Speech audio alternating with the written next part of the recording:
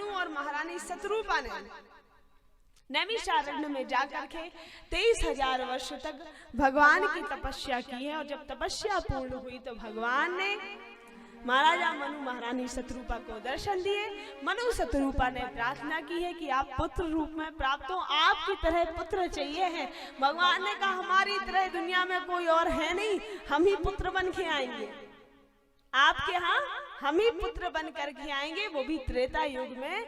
और वही महाराजा मनु हुए हैं राजा दशरथ और महारानी शतरूपा हुई हैं माँ कौशल्या, और भगवान राम रूप में उनके यहाँ पुत्र बन के आते हैं। ये चौथा कारण। पांचवा कारण कौन सा है? पांचवा कारण है रावण के जन्म की कथा। देखिए, राम जी से पहले रावण के जन्म की कथा रामचरितमानस में आती है। रावण के जन्म की कथा आती है। अब रावण के जन्म की कैसी कथा है? तो प्रताप भानु नाम का एक राजा हुआ, बड़ा ही अद्भुत राजा था।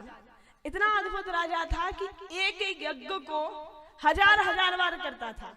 और देखिए, अद्भुत था, प्रतापी था, एक एक यज्ञ को हजार हजार बार करता था।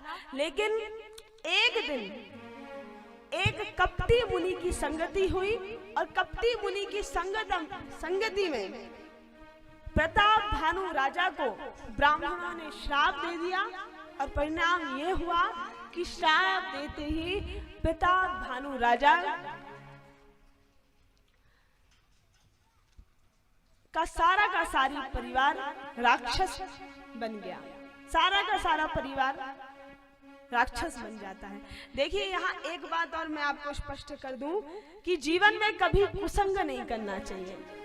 मैंने एक दिन और आप लोगों को बताया था कि सबको पता रहता है किसकी संगति कैसी है, सबको पता रहता है कि कौन सही कह रहा है कौन गलत कह रहा है, फिर भी कुसंग में लगे रहते हैं।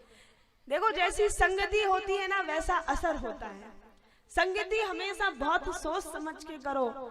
युवाओं के लिए तो सबसे ज्यादा सोच समझ के संगति करो। और देखो, सबसे बड़ी बात यह है कि एक संत ने बहुत प्यारी बात कही कि सत्संग क्या है, तो कहा कुसंग से बचना ही सबसे बड़ा सत्संग है।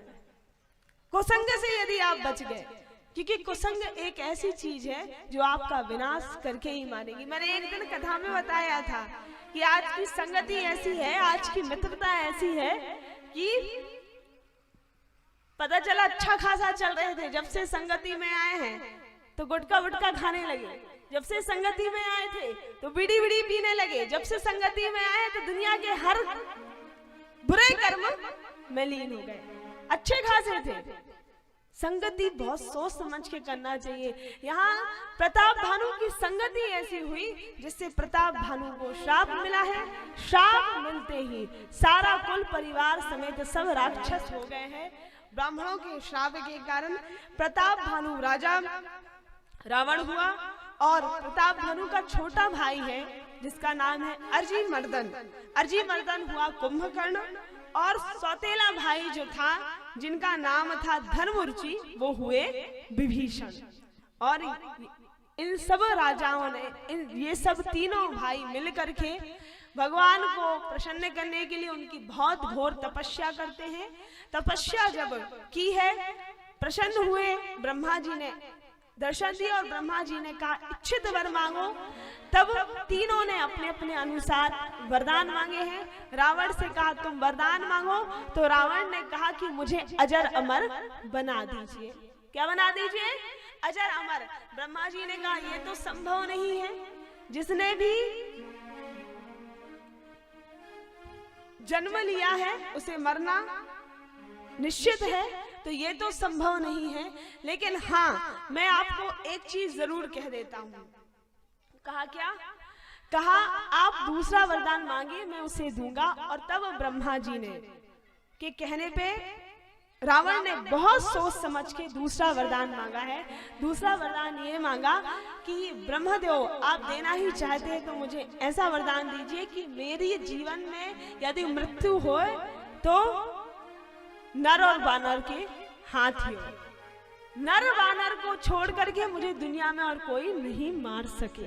क्योंकि रावण को इतना पता था कि इन दोनों से तो मैं ही निपट सकता हूँ, बहुत बलवान था रावण। तो ब्रह्मा जी ने कहा तथास्तु, और फिर कहा किससे? कुंभकर्ण से कि तुम वरदान मांगो। तो कुंभकर्ण जो था वो वरदान मांगता है। वरदान कुंभकर्ण मांगना चाहता था कि ब्रह्मा जी मुझे आप ऐसा वरदान दीजिए कि मैं 6 महीने जागूं और एक दिन सोऊं। ब्रह्मा जी ने विचार किया, यदि ऐसा वरदान दे दिया तो सब उलट फुलट हो जाएगा। सब उलट फुलट कैसे हो जाएगा? यदि ये 6 महीने जागेगा तो ये तो पूरी दुनिया को ही खा जाएगा। तो ब्रह्मा जी ने माँ सरस्वती जी से कहा कि हे देवी, अब आप आकर के ही इसकी मति को पलटिए। और माँ सरस्वती ने मति को पलटा है।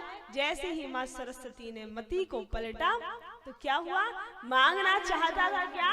6 महीने जागूं और एक दिन सोऊं, और मांग क्या लेता है? उल्टा। क्या कहता है? 6 महीने सोऊं और एक दिन जाऊं। भगवान ने, ब्रह्मा जी ने तुरंत कहा तथास्तु तथास्तु, बस यही हम चाहते थे। और यहाँ कुंभकर्ण को भी वरदान दिया। विभीषण से कहा कि आप वरदान मांगिए। तो विभीषण ने वरदान मांगा कि बस मुझे इतना ही आप करिए कि मेरा मन हमेशा परमात्मा की चरणों में लगा रहे। और अब तीनों ने वरदान मांगा है, और जब से रावण ने वरदान मांगा है तब से रावण और अधिक बलवान हो गया है। इतना अधिक बलवान हो गया है कि जब रावण चलता है तो चलत दशानंद डोलत अवनी। जब रावण चलता है तो सारी धरती डगमग डगमग डगमग कांपने लगती है। जब रावण चलता है तो सारे कांपने लगते हैं। रावण के नाम से ही देवता डरते हैं। सब पर विजय प्राप्त कर लिया है। रावण ने पूरी सृष्टि में हाहाकार मचा के रखा है। रावण का आतंक बढ़ने लगा, और जब रावण का अधर्म बढ़ने लगा तो सब व्याकुल हो गए। एक दिन संत महात्मा मैया पृथ्वी गौ माता का रूप धारण करके सारे संत महात्मा एकत्रित होकर के पहुंचे हैं भगवान भोलेनाथ के पास। और भोलेनाथ के पास जाकर के कहते हैं, बाबा अब आप ही बताइए हम किधर जाएं, क्या करें? प्रभु के पास हमें जाना चाहिए। और सब विचार करने लगे कहाँ भगवान मिलेंगे। कुछ कहने लगे चलो साकेत चलते हैं, वहां भगवान मिलेंगे। कुछ कहने लगे चलो चलो बैकुंठ चलते हैं, वहां भगवान मिलेंगे। कुछ कहने लगे कि नहीं नहीं चलो हम क्षीर सागर चलते हैं, वहां भगवान मिलेंगे। तब भोलेनाथ कहते हैं नहीं, प्रभु तो हर जगह हैं, हर कहीं मिल जाएंगे। यदि बुलाना ही है तो यहीं पर खड़े खड़े बुला लो, भगवान आ जाएंगे। भोलेनाथ कहते हैं